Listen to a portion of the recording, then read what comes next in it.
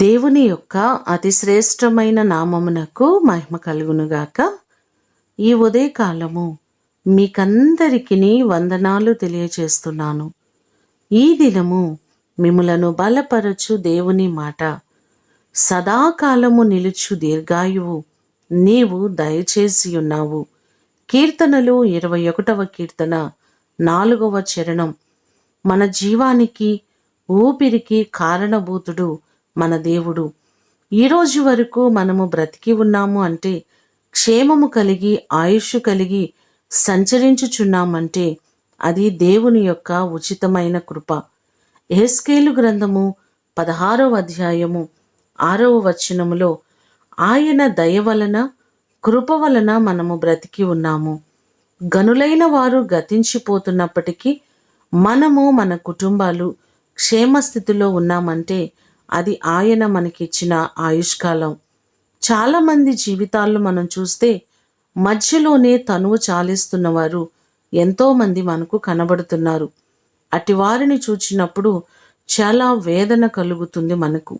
దేవుడు మనకిచ్చిన ఆయుష్కాలంలో మనము క్షేమముగాను సౌఖ్యముగాను బ్రతుకున్నట్లుగా ఆయన వాగ్దానం చేస్తున్నారు. దేవుని ప్రేమించి ఆయన మాటలు వినడం ద్వారా సంపూర్ణమైన ఆయుష్ను మనము పొందుకోగలం. ఈ మాటలు వింటున్న మీకందరికీ సదాకాలము నిలుచు దీర్ఘాయువును దేవుడు కలుగు చేసి ఆయన మిమ్మును ఆశీర్వదించునుగాక. ప్రార్థన చేసుకుందాం. పరిశుద్ధుడు అయిన తండ్రి, మీ పాదములకు వందనాలు, స్తోత్రాలు. మా ప్రియులెల్లరినీ జ్ఞాపకం చేసుకొని ప్రతి వారికి సంపూర్ణమైన ఆయుష్ను, ఆరోగ్యమును, దీర్ఘాయువును మీరు కలుగు చేయండి ప్రభువా. ఎంతోమంది యవన బిడ్డలు అకాల మరణాలు చెందుతున్నారు. వారి ఆయుష్ అర్ధాంతరముగా ముగిసిపోతుంది ప్రభువా. ప్రతి వారిని జ్ఞాపకం చేసుకోండి. యాక్సిడెంట్ల ద్వారా కానీ పలు పర్యాయాలు ప్రభువా, ఎంతోమంది ప్రభువా అకాల మరణాలు సంభవిస్తుండగా దేవ ప్రతి వారిని జ్ఞాపకం చేసుకొని అట్టి మరణాల నుంచి మీరు విడిపించండి. దీర్ఘాయుష్ కలిగి ప్రతివారు ఉండునట్లుగా, ఆశీర్వాదకరమైన జీవితాలు జీవించున్నట్లుగా ప్రతి వారిని మీరు దీవించండి.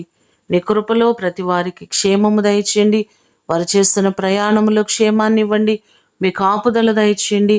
ఏ ఒక్కరికి ఎటువంటి ఆపద అపాయము సంభవించకుండా మీ రెక్కల నీడలో ప్రతి వారిని భద్రపరిచి సంపూర్ణ ఆరోగ్యము, క్షేమము, ఆయుష్ను మీరు అనుగ్రహించమని యేసు నామమున అడిగి వేడుకొని పొంది ఉన్నాము తండ్రి. ఆమేన్. దేవుడు మిమ్ములను దీవించునుగాక.